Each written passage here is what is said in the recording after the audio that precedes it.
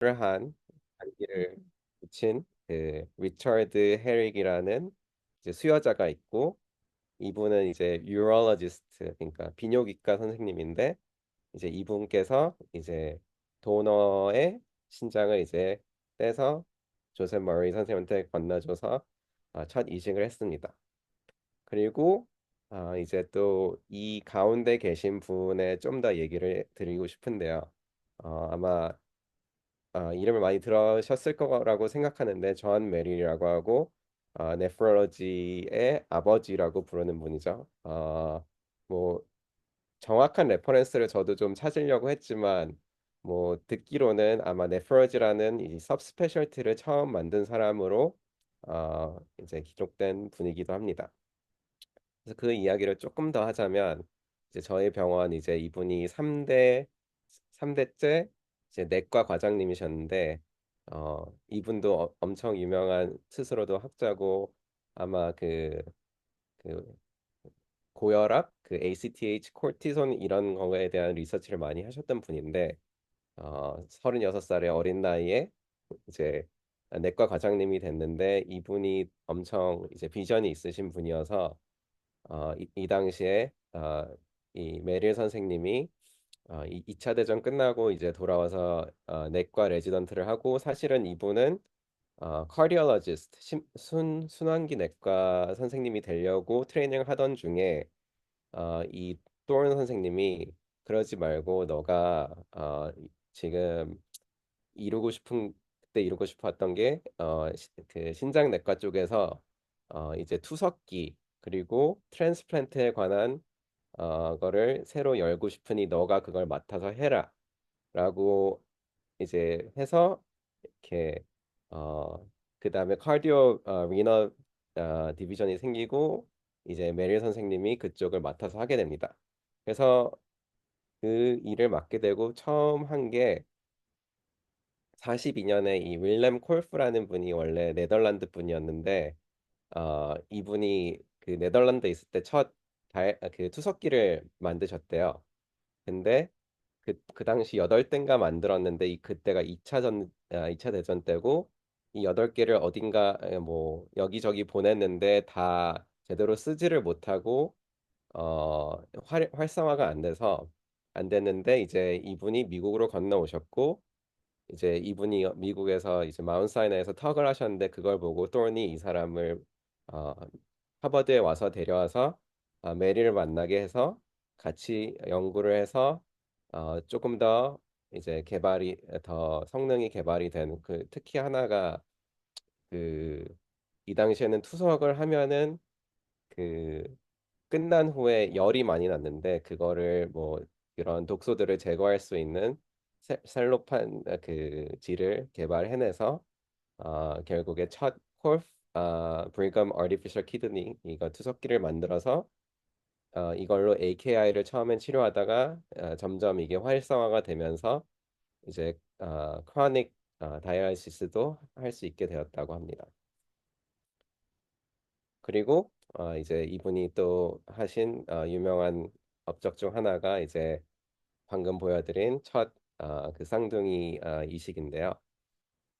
사실 그 이식은 1954년에 일어났지만, 그 전부터 사실 몇 개의 실험적인 이식이 있었습니다. 이 데이빗 휴미라는 서전 분과 함께 9건의 이제 트랜스플란트를 했는데, 어, 아쉽게도 이것들은 다 1년 내에 다 리젝을 하고, 대부분은 아주 일찍 리젝을 했고, 한두 케이스 정도만 몇 달을 갔다고 하지만, 아무튼 성공적이라고 하기에는 좀 일찍 거부 반응을 일으키고 리젝션 됐다고 합니다. 그리고 이제 1954년에 이제 이, 이 로날드 헤릭이 한 10월쯤에 그 AKI가 심해져서 이제 자기 의사 선생님한테 왔는데, 그분이 브리검에 가면은 어, 이식을 하려고 하는 팀이 있다더라 해서 브리검으로 보내줬고, 그때 당시 왔을 때는 엄청 이 환자분이 되게 선망도 심하고 아무튼 유리미아가 심해가지고 아주 힘들어했다고 하는데 그래도 이 메리얼 선생님이 보고는 쌍둥이면은 면역 거부 반응 없이도 아마 성공적으로 할 수 있을 것 같다라고 해서 한번 해보자 해가지고 이제 하기로 했는데 처음 이제 이분들이 고민했던 거는 이 둘이 과연 정말로 일란성 쌍둥이냐 이런 고민을 했답니다. 당시에는 뭐 아시다시피 지금처럼 테스트가 잘 이스태블리시가 됐지 않았기 때문에 그래서 여러 가지 막 경찰서 가서 지문도 찍고 뭐 냄새 검사 뭐 이런 신기한 검사들을 많이 했다고 하는데요. 결국에는 최종적으로는 이 두 분 사이에서도 신장 이식하기 전에 그 스킨 그러니까 피부를 이식을 먼저 하고 한 달을 기다렸다고 합니다. 그래서 그 당시에도 2차 대전 때 워낙 피부 이식을 많이 해서 다른 사람의 피부를 갖다 붙이면은 그게 거부 반응을 일으킨다는 걸 알고 있었기 때문에 그렇게 해서 30일을 지켜본 후 해도 되겠다 해서 진행을 하게 됐다고 합니다. 그렇게 해서 첫 이식이 성공하고 어, 그 후로는 이제 이 필드가 열렸다고 볼 수 있죠.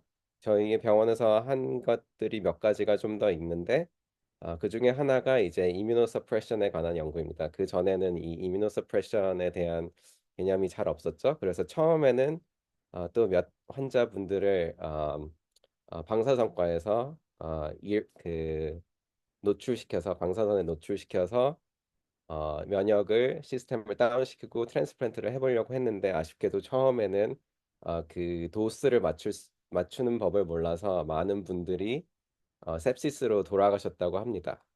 그러다가 점점 더 그걸 줄이면서 이제 그걸 성공하게 됐고 그래서 이제 그 투 해플로타입이 아니라 원 그러니까 그러니까 일란성이 아니라 이란성 쌍둥이 거기에서 트랜스플란트를 성공시키고 그 다음에는 또 최초로 그 카데버에서 이식한 다음에 그 이뮤란이라고 하죠 아세타이오프린을 써서 그거를 성공적으로 그 카데버 환자의 장기도 오래 서바이벌을 시켰고 또 사이클로스포린 A도 최초로 사용한 병원이어서 장기 이식 쪽에서는 아주 역사가 깊은 병원이라고 할 수 있겠습니다. 그리고 제가 제일 이제 좋아하는 뭐 많이 쓰는 이 그래프 중 하나인데 이제 보시다시피 이뮤노 서프레션들이 개발되면서 1년 장기 서바이벌은 이제 최근에는 이제 95% 이상이 돼버렸고 1년 전에 리젝션이 되는 경우는 반대로 10% 미만으로 떨어졌죠. 그래서 오늘은 이런 어, 약간 미래의 면역 억제는 어떤 식으로 진행이 될까에 관한 연구를 하는 저희 팀의 연구를 좀 소개시켜 드리려고 합니다. 그래서 그 중에 하나가 이제 뭐 아시다시피 엔티바디 미디어 리젝션이 가장 이제 요새는 어떻게 치료를 해야 되나 고민이 많은 그런 패톨로지죠. 어, 근데 그래서 보면은 한 30년 전이랑 비교했을 때 25년 전 이게 매해 그래프트가 페일 되는 레이스를 본 건데 처음에는 15.7%, 1년에서 3년에는 5.5%, 그 다음에는 매해 4.3%, 4.5% 이런 식으로 페일이 되는 레이시였는데 이제 이뮤노서프레션 기술이 발달하면서 1년, 3년의 서바이벌 레이트는 많이 저희가 올렸죠. 그러니까 페일 레이트이 떨어졌죠. 근데 어 이제 장기로 갈수록 이 레이트를 떨어뜨리는 데는 저희가 큰 성과를 이루지 못하고 있죠. 그래서 이것도 다른 또 아주 잘 인용되는 페이퍼 중 하나인데 이런 사람들에 대해 바이옵시를 해보면 가장 많은 패톨로지는 엔티바디 미디어 리젝션이고 아쉽게도 엔티바디 미디어 리젝션에 대해서는 이제 뚜렷한 확실한 트리트먼트가 없는 게 현재 단계죠. 뭐 스테로이드 쓰고 사이머드 써보고 B셀을 치료해 보려고 리투크시마트 쓰고 플라즈마 셀을 타겟하려 볼테소미트도 쓰고 뭐 컴플리멘트 이니비터도 쓰고 이제 플라즈마 프리시스도 하지만 결국에는 만약에 이런 크로닉 엔티바디 미디어 리젝션이 바이옵시 발견되면은 평균 2년 정도 후면은 그래프트가 리젝션 하는 걸 볼 수 있습니다. 그래서 메커니즘적으로 봤을 때는 많이 들으셨을 것 같은데 이 폴리큘러 헤퍼티셀이 참 중요한 엔티바디 미디어 리젝션에서 아주 중요한 역할을 하는데요. 이 CD4 T셀 중에 하나인 이 옆보조 보조 세포는 B셀을 바로 직접적으로 액티베이트 시켜서 B셀이 디퍼런시에이트해서 엔티바디를 만들어낼 수 있는 플라즈마 셀이나 뭐 그런 메모리 B셀로 변환하게 도와주는 역할을 해서 결국에 이 폴리큘러 헬퍼 T셀을 잘 타겟할 수 있으면 B셀이 플라즈마 셀이나 메모리 B셀로 넘어가는 걸 막아서 엔티바디 형성을 막아서 어, 톨러런스를 유도할 수 있지 않을까 하는 게 저희의 이제 하이포테시스였고요. 그래서 그렇다면은 TFH를 어떻게 타겟할지를 봐야 되니까 TFH에 대해 발현되는 특별한 이제 몰레큘을 보려고 했는데 이제 저희가 이제 뒤에서 fully MHC가 미스매치인 바이옵시에서 B6로 하트 트랜스플란트를 했을 때 저희가 CD4 T셀이나 TFH에서 이 QA1이라는 단백질이 그 이제 액티베이트된 메모리 T셀이나 아니면 방금 말씀드린 문제의 폴리큘러 헤퍼 T셀에 다른 CD4 T셀보다 훨씬 많이 이런 발현이 되는 것을 알게 되었습니다.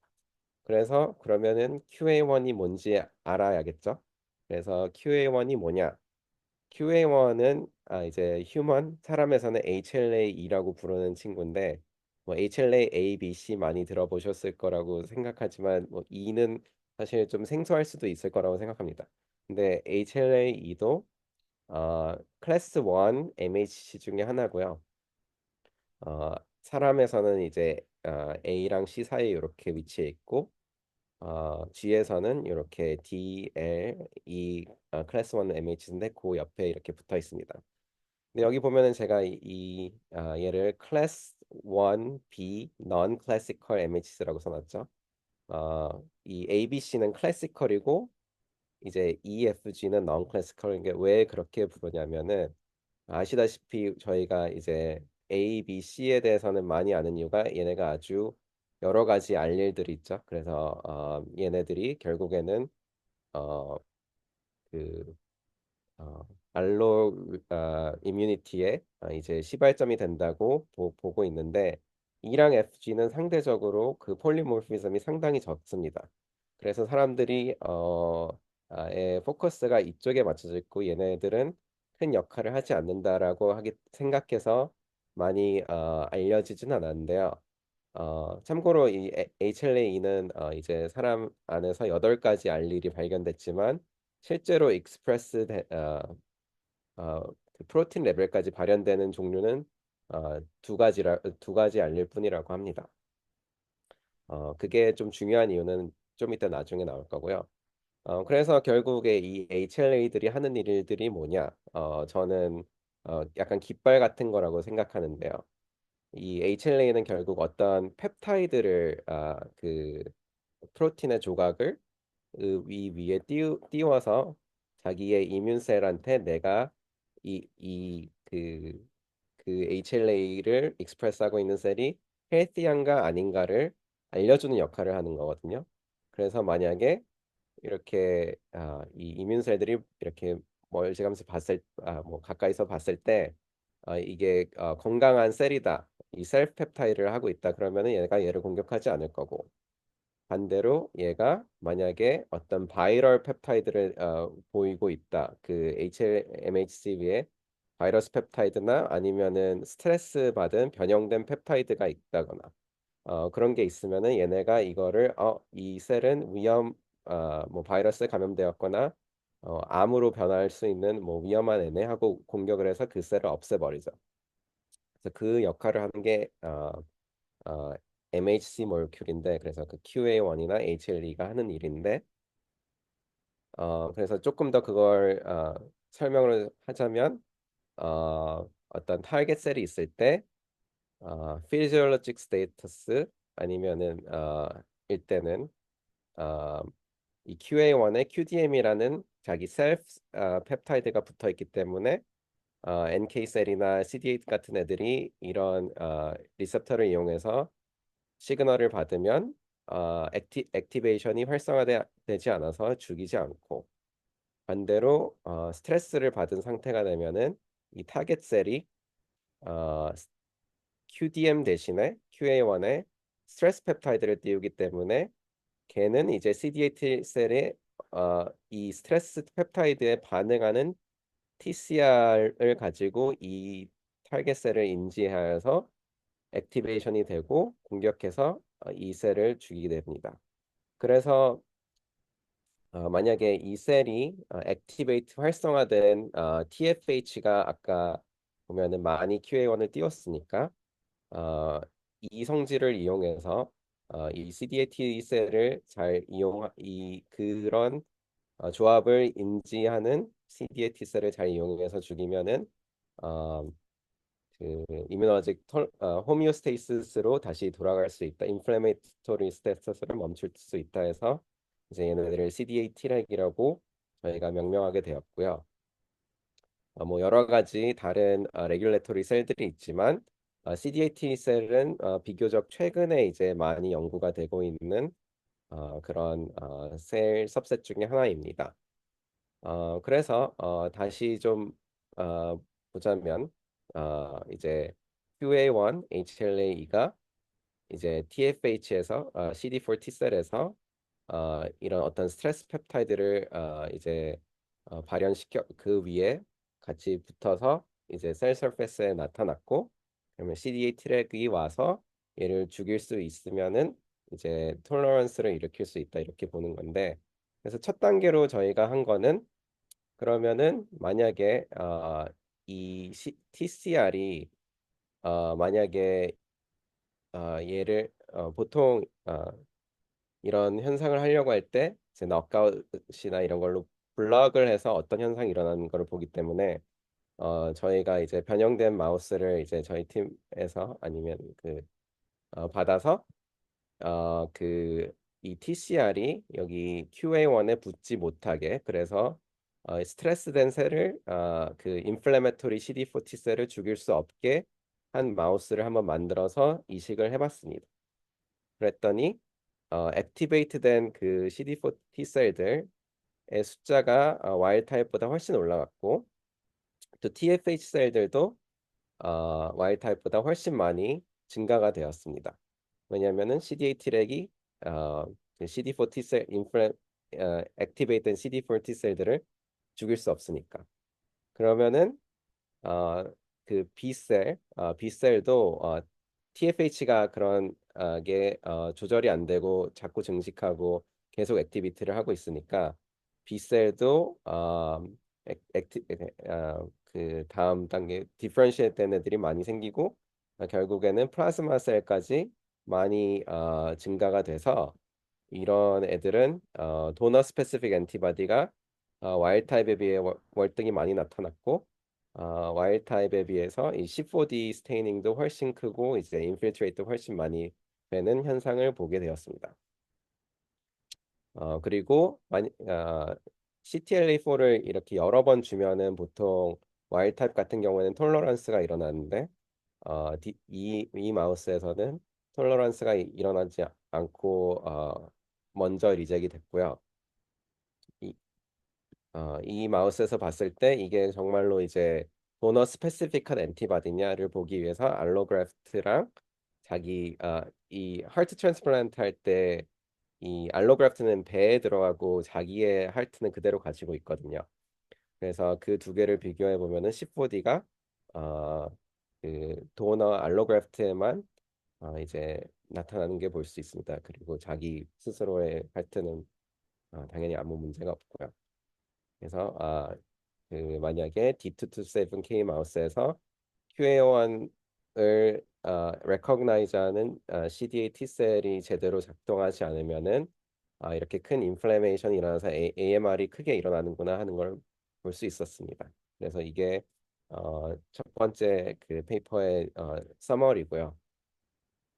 그래서 그러면은 저희가 이제 CDA T렉이 제대로 작동을 안 하면 AMR이 심하게 일어나는 거를 봤는데 그럼 이거를 어떻게 하면 좀 테라퓨릭하게 이용할 수 있을까가 다음 퀘스천이었는데 그래서 다시 이 슬라이드로 와서 CDA T렉이 QA1과 스트레스 펩타이드가 붙어 있는 이 컴플렉스를 TCR로 레커그나이즈해서 이제 공격한다라고 봤을 때 요 인터페이스에 조금 더 포커스를 맞추게 되면 이제 TCR이 있고 이제 QA1이 있고 펩타이드가 있는 건데 그러면은 이 도대체 이 펩타이드는 무엇일까? 이게 저희의 다음 이제 어떤 펩타이드가 CDA T렉을 이제 QA1에 리스트릭트된 CDA T렉을 작동시키는가? 그래서 리터레처에 보면은 FL9이라고 QA1에 붙는 어, 아미노 애시드 9개짜리 스트레스 펩타이드가 있어요. 그래서 처음에 그거를 주면은 이제 CDA T렉이 백신처럼 이제 활성화돼 가지고 톨러런스 일으킬 수 있겠구나 했는데 아무 큰 반응이 없었습니다. 그래서 근데 사실 이게 그 QA1이랑 이 펩타이드에 바인딩하는 타임이 되게 짧거든요.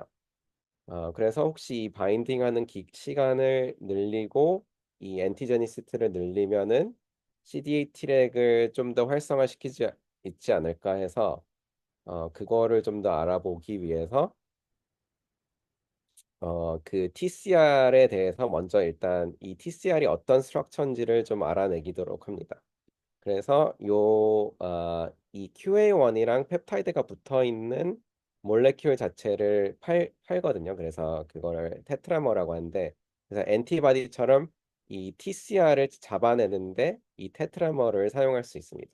그래서 그 테트라머로 붙는 애들을 그러니까 요 특별한 TCR을 가지고 있는 애들을 끄집어내서 걔네만 가지고 이제 TCR이 어떤 구조로 생겼나 보니까 한 6, 70%가 다 겹치는 TCR을 발견하게 됩니다. 그래서 걔네들을 이제 셀에다가 엔지니어에서 어, 셀들이 T셀들이 그 TCR만 이제 발현을 하도록 만들어 놓고요.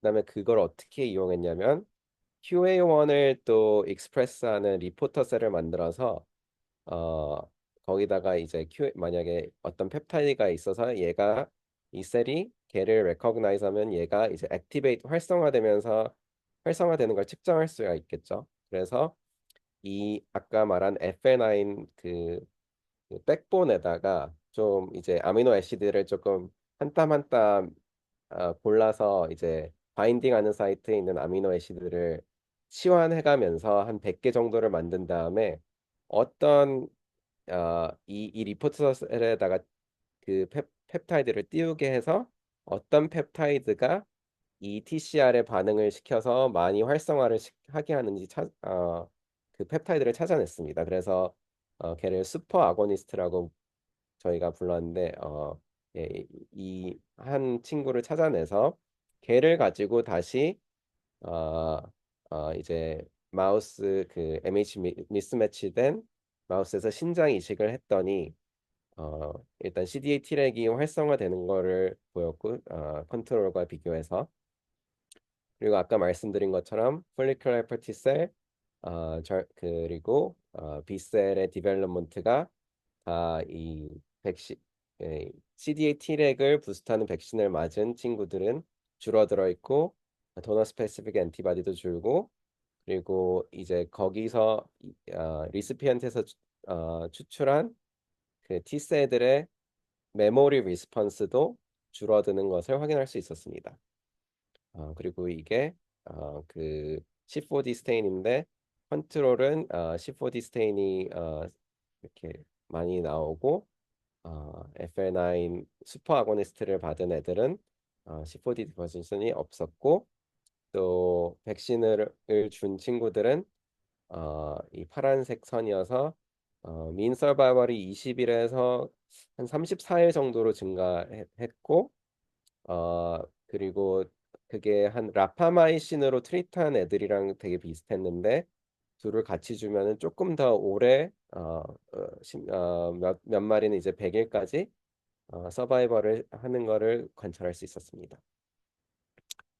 그리고 이거는 요새 하는 좀 재밌는 건데, 그래서 저희가 이제 아예 CDA T셀을 엔지니어링해서 마우스에 있는 모든 CDA T셀이 그 CDA T렉이 쓰는 T셀 리셉터를 아이고 어, 발현하게 만든 이게 이제 와일드 타입에서는 아까 말한 그 테트라머를로 이제 어, 인지하는 CDA T셀이 거의 없는데 이 마우스는 모든 CDA T셀이 그 CDA T렉이 쓰는 T셀 리셉터를 가지고 있죠.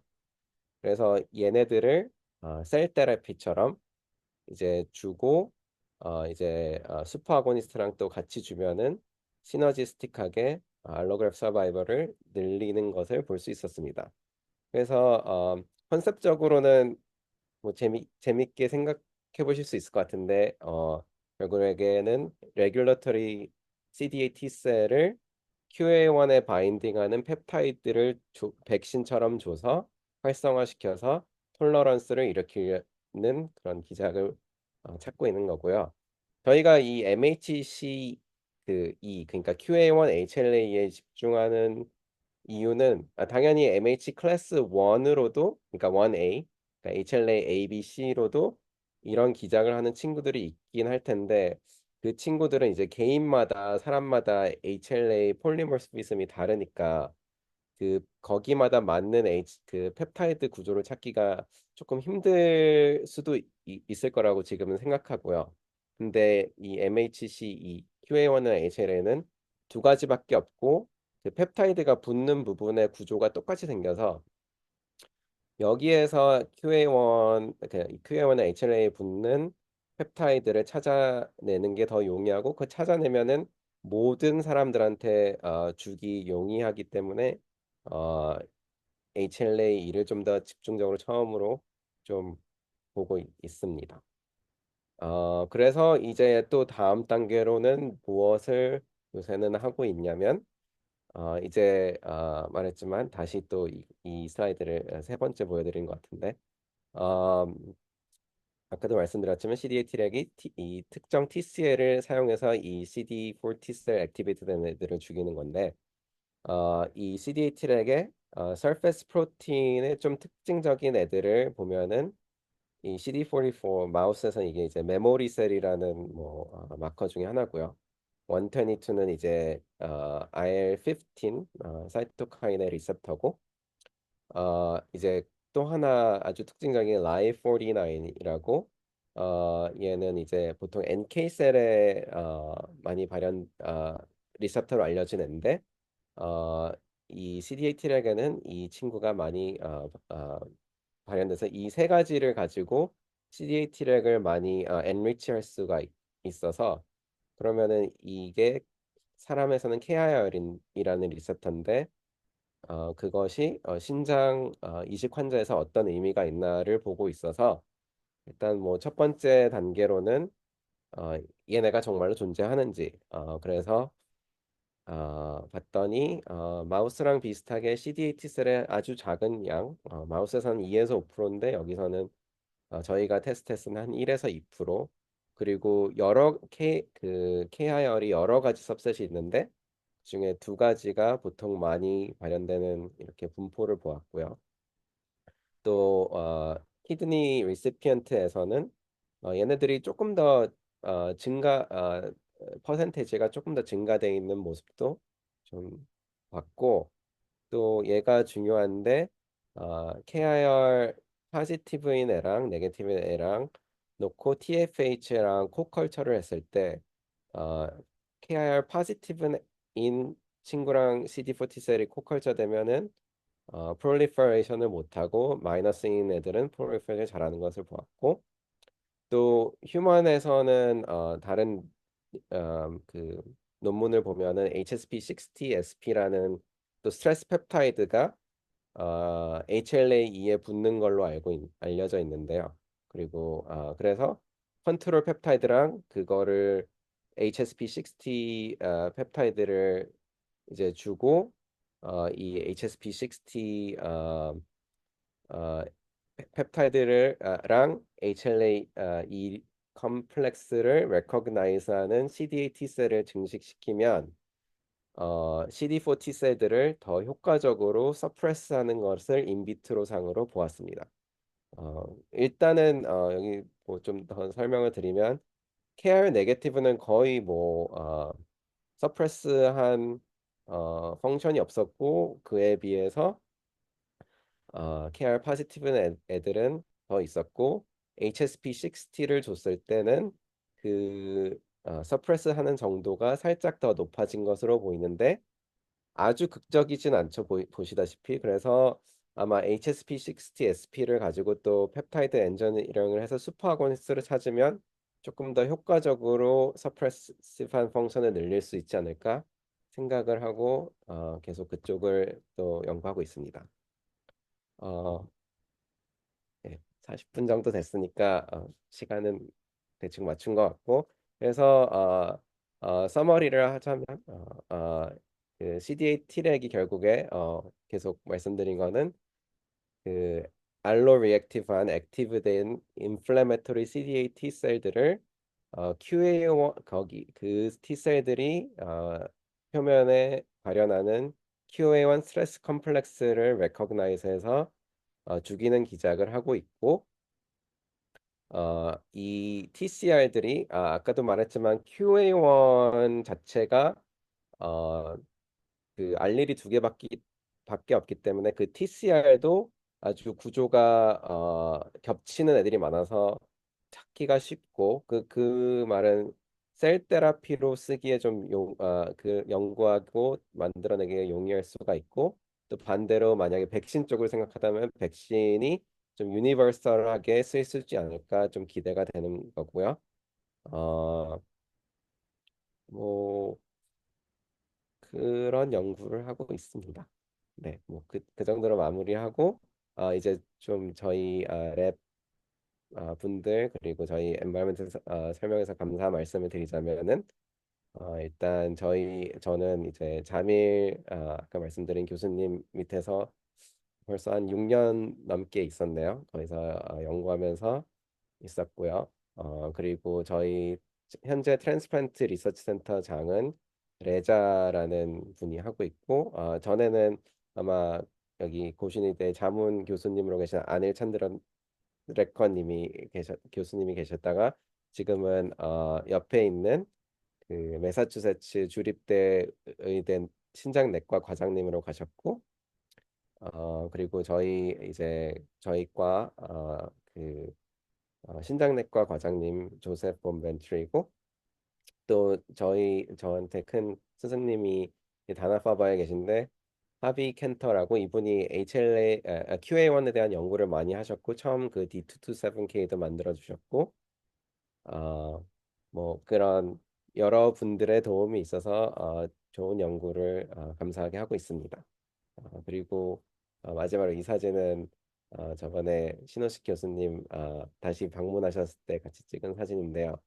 어, 이렇게 좋은 자리에 저- 이렇게 불러주셔서 감사하고 질문 이제 받겠습니다. 새해 복 많이 받으세요. 예, 최현중 교수님 감사드립니다. 예, 저 병원 소개와 그다음에 저도 제일 궁금했었던 그 이식 사진의 그 도너하고 레시피도 궁금했었는데 잘 설명해 주셔서 감사드립니다. 질문이나 코멘트 부탁드리겠습니다. 제가 질문해도 되겠습니까? 예, 하십시오, 교수님.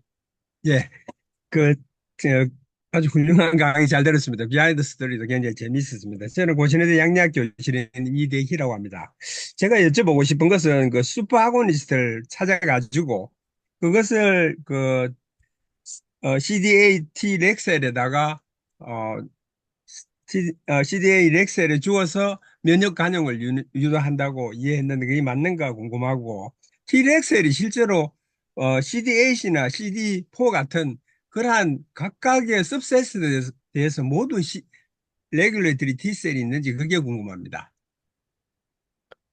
예, 그 첫 번째 질문에 관해서는요, 그 백신, 그 펩타이드 백신을 주면은 그 정확한 기작으로 어떻게 인비보에서 CD8 T렉을 활성화시키는지 정확히는 모르지만 만약에 다른 백신과 비슷한 과정을 따른다면 아마 덴드리틱 셀이나 이런 안티젠 프레젠팅 셀에 그 QA1이 그 펩타이드가 QA1에 붙어서 그 CD8 T 셀이 그 APC들한테 가서 활성화가 돼서 증식되고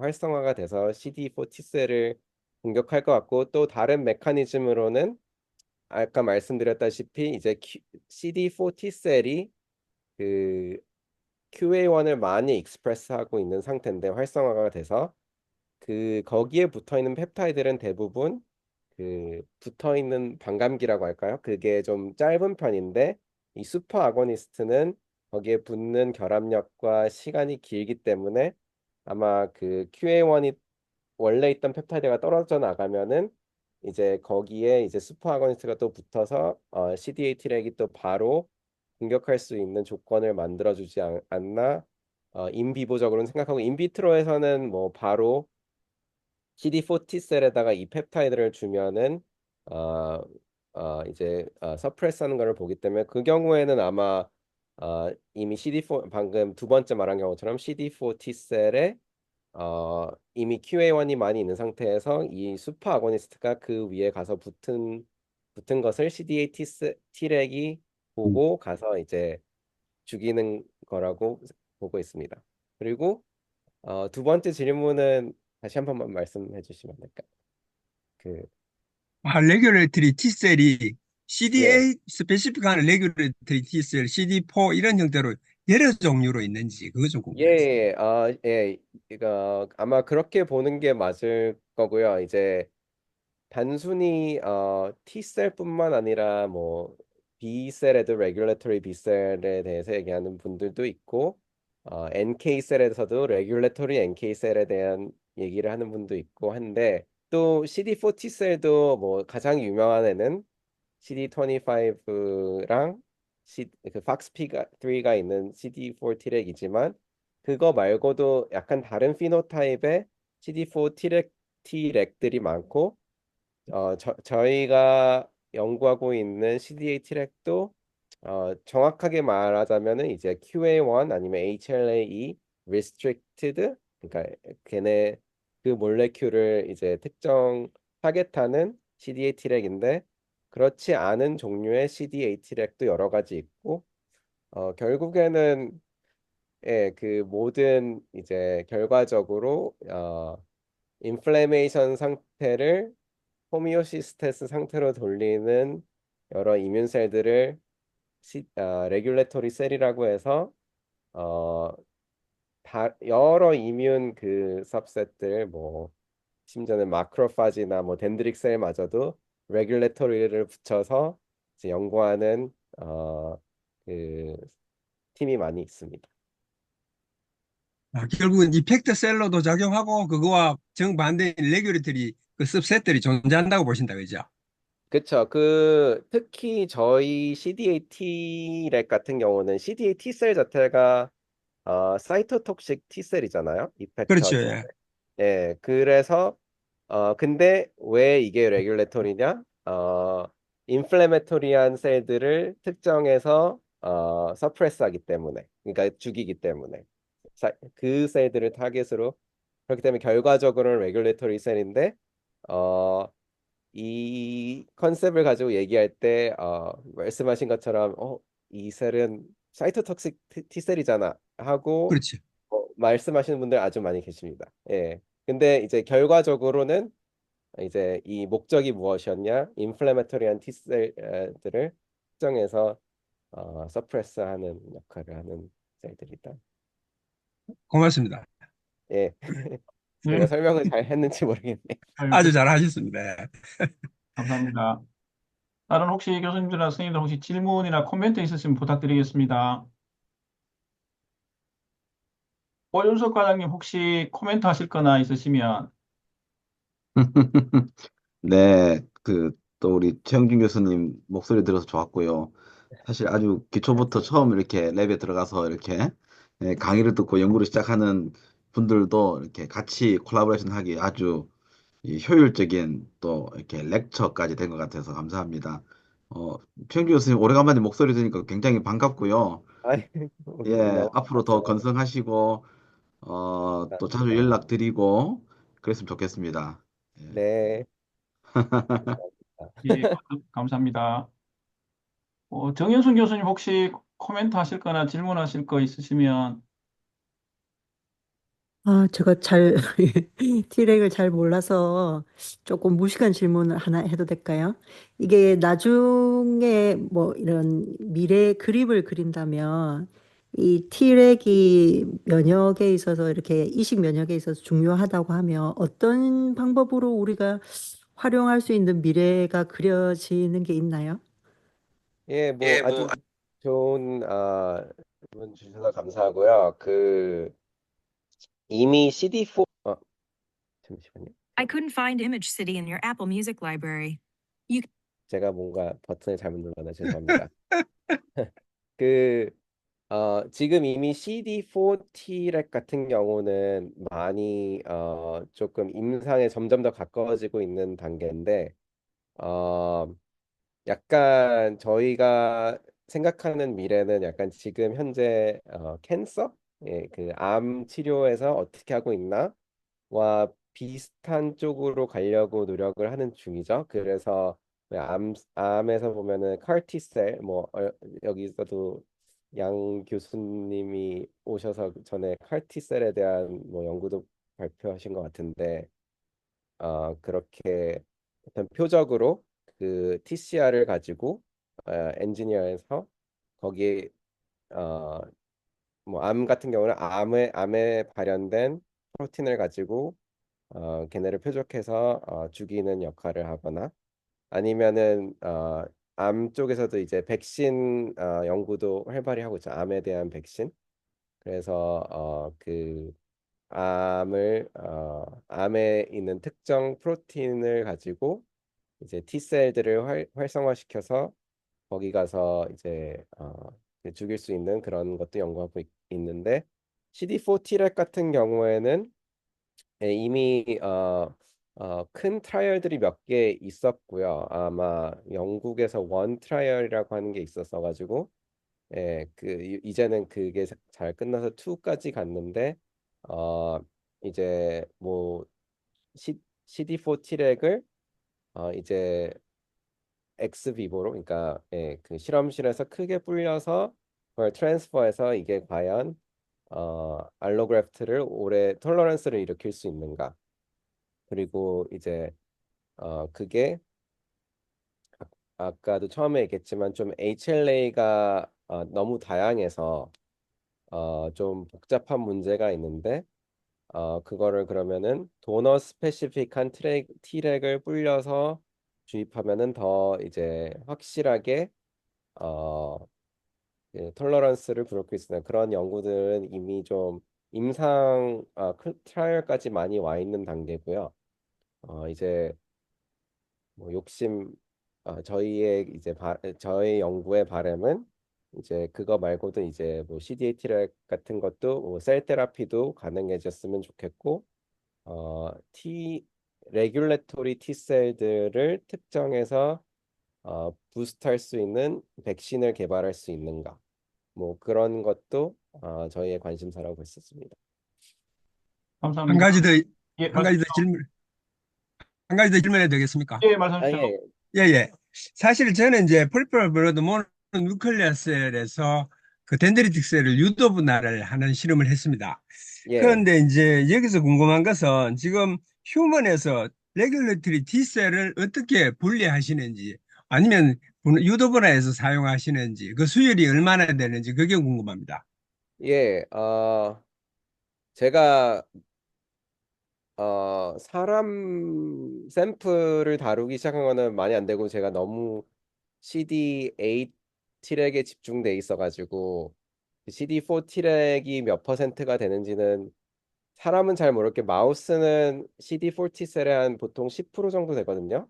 아마 사람도 그렇게 비슷하지만 사람은 좀 더 베리에이션이 많을 거라고 생각합니다. 근데 보통은 그러니까 유도를 할 수도 있고요. 그 TGF 베타 같은 거를 주고 IL2를 주면은 유도도 할 수 있고 근데 그냥 간단한 실험 정도는 그냥 바로 분리해서 해도 될 정도로의 매스는 있었던 걸로 기억합니다. 그럼 그리고 팩스를 예. 분리하실 때 안티바디는 뭐를 쓰셨습니까? 휴먼에서는 이제 보통 CD25랑 100, 127인가 그거를 쓰는 걸로 알고 있어요. 음, 고맙습니다. 감사합니다.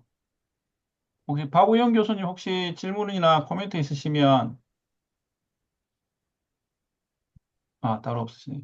교수님 제가 질문 하나 드리면 역시 그러니까 CD4 T렉 같은 경우도 아까 말씀드린 CD4 양성, CD25, 뭐 CD129로 해가지고 폭스피스트리 양성이 그 피노타입으로 되어 있긴 하지만 역시 서페이스 마커가 지금 명확치 않아서 실제로 그렇고 T렉 같은 경우도 이게 정말 T렉이냐는 부분, 그 다음에 이걸 증폭시키고 나서 나중에 팔로우 할 때도 어렵고 이런 것 같습니다. 그러면 아까 A T렉 같은 경우에 아까 CD44, 뭐 CD12 이런 것들인데 지금 교수님 연구하신 것 중에 CD AT렉이라고 소위 피노타입이라고 생각하시는 서페이스 마커가 어떤 건지 궁금하고 두 번째는 이게 하셨을 때 그 현재 나온 CD4 T렉이랑 교수님 하시는 CD8 T렉이랑 뭐 웃기는 이야기인데 힘을 비교한다 합니까? 뭐 면역 관용의 힘을 비교한다면 어떤 거를 더 추천하시는지 궁금합니다.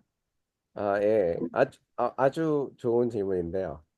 일단 이 서페이스 표면 마커로는 이렇게 세 가지를 기본적으로 쓰는데 어, 이 친구가 아주 그러니까 좀 특정적이다 해서 보고는 있는데 조금 더 깊이 말씀드리면 약간 CD4 T렉처럼 얘도 제가 봤을 때는 제가 실험을 해봤을 때는 좀 그 액티베이션 상태에 따라서 익스프레션이 줄었다 많아졌다 하는 것 같습니다. 그래가지고 이게 정말 릴라이어블한 마커라고 볼 수 있나 하는 거는 잘 모르겠는데 적어도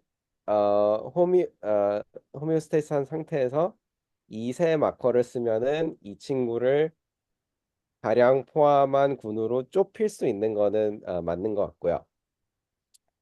그래서 그게 첫 번째 질문에 대한 답이고 이제 두 번째 대해서 CD4 T렉이랑 CD8 T렉에 대한 이제 어, 그 둘이 어떤 시너지가 있든 아니면 누가 더 어떤 색이든 뭐 어떻게 작용할 거냐 그것도 이제 저희의 리서치 관심사긴 해서 왜냐면은 CD4 T렉도 뭐 여기 보여드리면 안 되지만 QA1을 다른 CD4 T셀보다 업레귤레이트 합니다.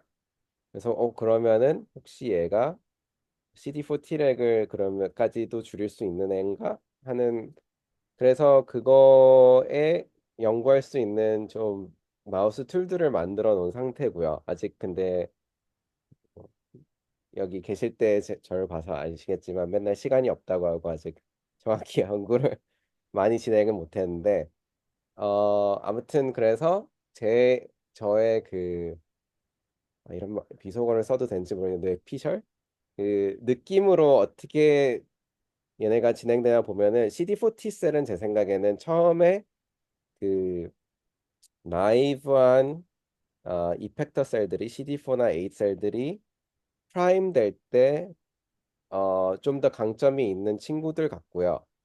근데 옛날에 한 문헌들을 보면은 이미 메모리가 형성된 상태에서는 CD4 T렉이 큰 힘을 발휘하지 못한다는 걸로 알려져 있거든요. 근데 CDA T렉 같은 경우는 메모리 셀들이 QA1을 더 많이 발현하는 편이라서 메모리 셀들에 좀 더 특화되게 좀 조절을 해줄 수 있지 않을까. 그래서 둘이 좀 더 이렇게 둘이 서로 보완적인 역할을 해주고 좀 어떤 기작이 있는 타이밍이 있지 않은가라는 게 저의 말도 안 되는 가설입니다. 뭐 나중에 좀 더 연구를 해봐야겠죠. 예, 좋은 설명 감사드립니다. 참고로 저희는 지금 그 레귤레이터리 T셀 관련해서 지금 이제 국가 연구비를 받아서 지금 일단 기본적으로 T렉셀에 대한 이제 피노타입을 만들고 이제 앞으로 요번에 다시 이제 리서치 프로포즈를 했는 것들은 그러면 T렉 같은 경우도 결국은 발현되어야 할 그 표지자 그다음에 억제되어야 할 표지자들이 확실히 나눠져 있어서 그런 부분들을 유전자 과외를 잘 사용하고 계신 그 교수님들과 콜라보를 해가지고 실제로 그걸 좀 더 강화된 T렉을 좀 만들 걸 이제 연구를 프로포즈를 했습니다. 그래서 참고로 아까 T렉 8을 질문을 드렸던 이유가 저도 지나가다 들었는 게 T렉 그 CD4 T렉 같은 경우 초반에 프라이밍이 상당히 의미가 있는 걸로 되어 있습니다. 실제로. 그래서 저도 생각했던 게 예를 들어서 사람 그 이식 환자한테 몸을 넣는다 하면 이뮨 톨러런트 인덕션을 할 때 초반에는 지 생각이 제 마음대로 생각 CD4 T렉을 넣고 쓰다가 그다음에 어느 정도 되면은 CD8, CD8 T렉을 썼을 경우에 메인터넌스로 갈 경우에 아마 그 환자 면역 관용이 좀 도움이 되지 않을까라고 저도 막연하게 생각을 했었는데 오늘 설명을 듣고 나니까 기전은 조금 찾아봐야 되겠지만 향후에 저희 연구랑 또 혹시나 같이 하실 때 그런 부분에서 같이 좀 의견을 나누면 도움이 되지 않을까라고 제가 한번 생각을 해봤습니다. 감사합니다. 예, 그 추가로 질문 없으시면 오늘 광고 하나 하고 마치겠습니다.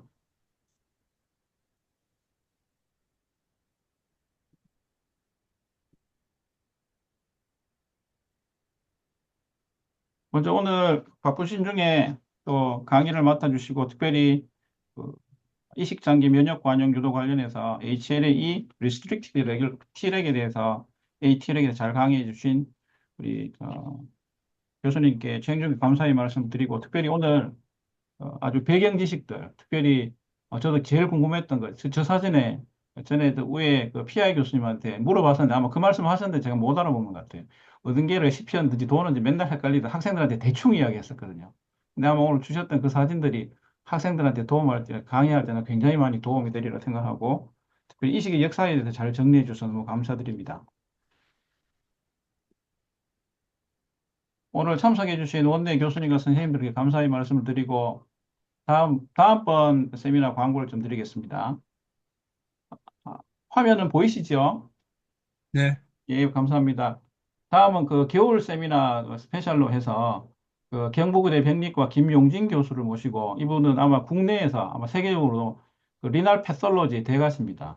이번에 2024 ASN 그 브로메롤 레프라이시트 전체 리뷰를 한번 해주시기로 해서 특별히 모시게 되었고 1월 23일 목요일에 준비되어 있습니다. 다음 26차 세미나는 2월 달에 지금 원래 우리 같은 그 리서치 센터에 계셨던 나오카 무라파미 교수 이제는 아마 워싱턴 유니버시티 아마 9월부터 옮기셨는데요. 카르티 관련해서 2월 21일에 강의를 한번 해주시기로 했습니다. 이번에 ATW에서 강의를 한번 해주시기로 했는데 다시 한번 모셔서 잘 한번 듣는 시간을 가지도록 하겠습니다.